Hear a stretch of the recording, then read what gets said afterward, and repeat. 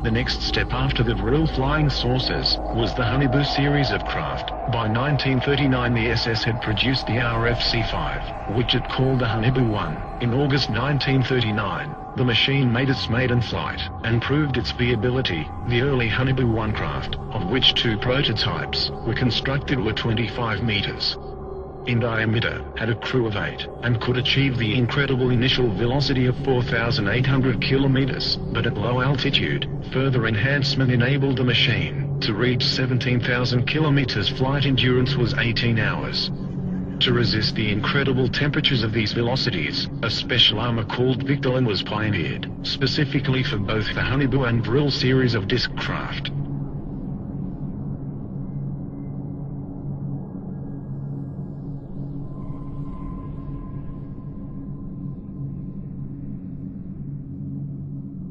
The Haunebu 1 had a double hull of Victolan. The early models also attempted to test out a rather large experimental gun installation, the twin 60mm KSK strong ray cannon. It has been suggested that the ray from this weapon made it a laser, but it was not. It could transmit a powerful energy burst suitable to pierce up to 4 enemy armor. When a Vril 7 was shot down by the Russians, in 1945 a similar underbelly-mounted KSK gun was destroyed, with debris recovered from the battle site. The heavy gun installation, however, badly destabilized the disc, and in subsequent Haunebu models lighter MG and MK cannon was supposedly installed. The Haunebu 1 first flew in 1939 and both prototypes made 52 test flights.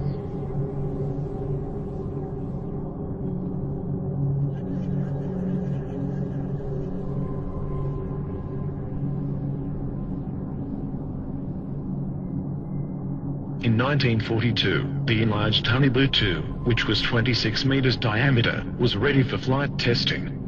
This disc had a crew of 9, and could also achieve supersonic flight of 6,000 to 21,000 kilometers with a flight endurance of 55 hours. Both it and the further developed 32-meter diameter Haunebu 2 had heat shielding of 2 hulls of Victolan. The craft were constructed and tested between 1943 to 44.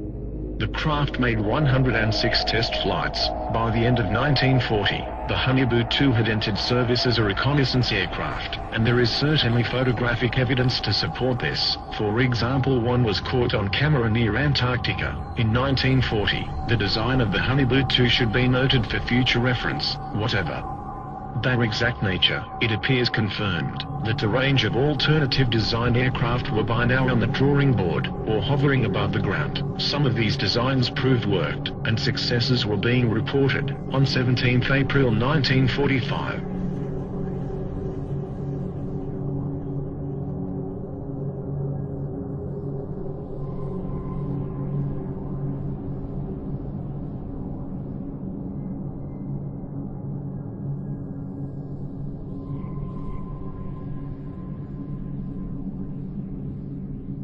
by 1944, the perfected war model, the Haunebu 3, was tested.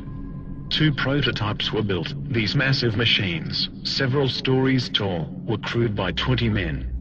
They were also capable of hypersonic speed beyond 21,000 kilometers. The SS had intended further plans for a 120-meter diameter Haunebu 4 were in the works, but no such craft is known to have been constructed before the end of the war. However, these new technologies were coming online too late, for the war was already being lost and won. Within months the Allies and Russians had poured into Central Europe. Hitler was thought dead and the war apparently over, and as soon as the war was over, ghost rockets started appearing over Scandinavia, and within 2 years flying saucers were being reported wholesale over mainland United States. It was no coincidence.